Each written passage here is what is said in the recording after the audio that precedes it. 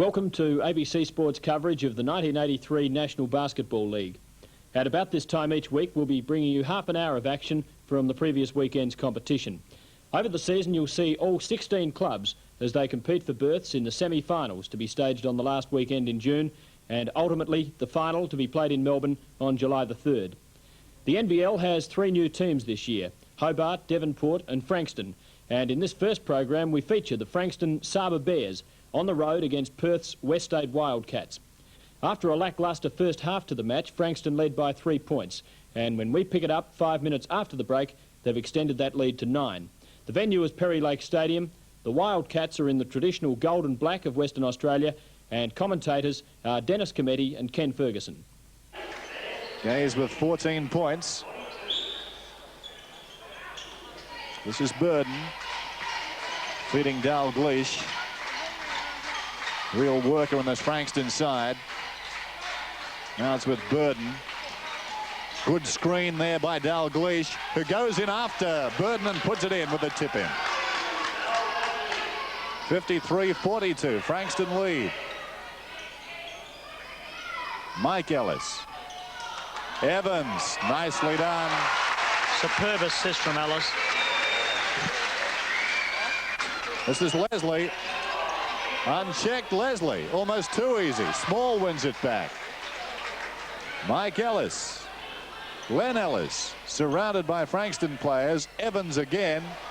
Fell short of the mark that time. Leslie. His side lead 53-44. Can he extend the lead? Yes, he can. 55-44. 14:29 remaining in the half. Leslie hasn't missed the shot from the floor this half. Dan Hickett. Tim Evans. Hickett. Leslie deep in the corner. Dalgleish. Burden always available and always on target from the field. 75-56. Sitting on 4 fouls and still being involved heavily in the game.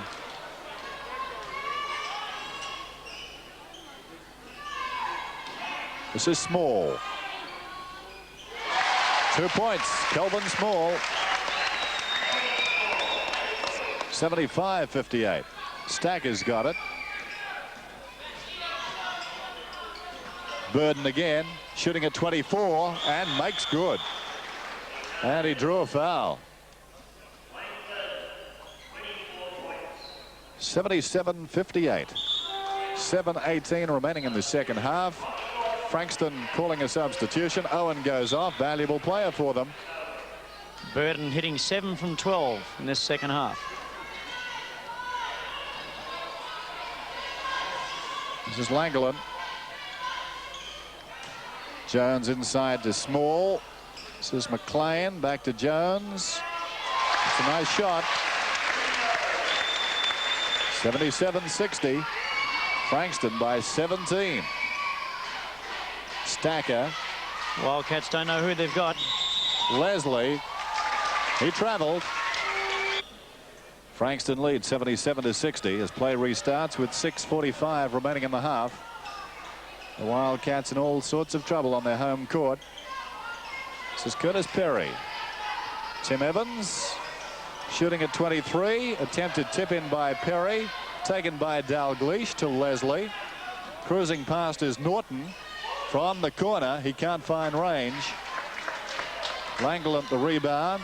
McLean sent away. This is Jones. Puts it up and in.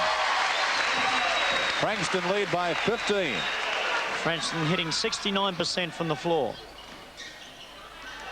And I think Wayne Burden should take a bow for those figures. Here he is again. Norton puts it in.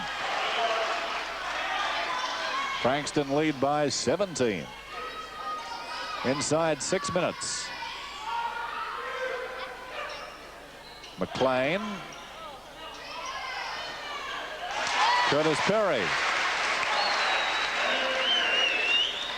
64 Wildcats, 74 Frankston. Stacker. Norton now. He's surrounded, but manages to put it in. Against 3. Burden firing, and despite the pressure,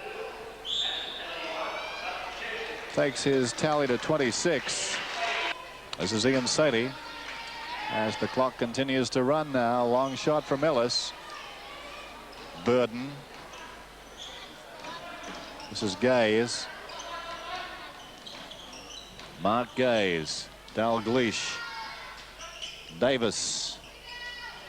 Rebounded by Kelvin Small, who goes down and is called for travelling. Well, let's say it hasn't been his night. There's the shot of a rather dejected Kelvin Small. He has a word to Davis there. I suppose that constitutes small talk. Mike Ellis on the break now. Lost it. Norton feeds Gaze. It's a 2-on-1 situation. Out it comes to Davis, and Paul Davis puts it in. He scored from the line a few moments ago. It's time. And Frankston have won in most convincing style. They've won 93-76. And so a disappointing start as far as the local fans are concerned to this NBL season. The Wildcats going down, but they were out-generaled tonight by the Frankston Bears. So a good win to the Bears. Frankston's Wayne Burden was the most valuable player of the match, the icing on his cake being a fine 30-point contribution. His field goal shooting was really hot. He made 12 of 17 attempts for a very good percentage of 71. However, from the free throw line, he hit just 6 from 13, a not-so-good 46% record. Well, after the match, Dennis Cometti queried him about that low free throw percentage. Sometimes it is hard, you know, it takes a bit of concentration. You have to concentrate on the line. I've been having a bit of trouble, but I'm sure the form will come back very soon. Taking a look at the offense for Frankston tonight, it seemed you got your guards free very easily. Were you surprised by that? The build-up seemed to be very methodical, but the guards were getting loose with monotonous regularity as far as the local fans were concerned. Well, Dennis, our offense is designed to get the ball to the shooters. So we come off a double pick, and, you know, most of the time, we can get a pretty good shot off of that. You know, we have pretty good shooters anyway, so if it's working, it's good. If it's not, then, you know, we have a few problems. Who's on it tonight? A win on the road. What about season 83 for Frankston? Well, we're looking forward to it. We did very well in the SEC last year, and we want to prove to a couple of people that that we're as good a team as most of the National Basketball League teams. Tony, I guess it's fair to say that any win on the road's a good win, but you must have been very happy with tonight's performance. Yes, especially after we lost to St Kilda on Thursday and travelling to Perth, which is a long flight over here. It was a very good result for us. One-on-one now was a good result. It's just one of those things that happened that I felt that they've waited so long that they just couldn't believe things were happening. Everything they did went wrong, and they couldn't hit their shots, and their shooting percentage was really lousy. And they haven't had anything other than the games against Geelong. And unfortunately, Victorian sides get plenty of practice of games, and we don't get them. And it's as simple as that. And that's the first one we've had since Geelong, where these people played last weekend, like Frankston played last weekend in a sort of round-robin tournament with 3 other Victorian sides. So they all have big lead-up games and they're ready to play. We haven't, because we're so far away. We just can't get the teams here to play, and that doesn't help. But I make no excuses for the way they played tonight, other than the fact that they were too keyed up to play. They really wanted to play, and they couldn't believe things were happening. And Wayne Burden couldn't miss a shot. He had the golden hand tonight. Except from the line. Yeah, he couldn't hit from the line. It was too close. That was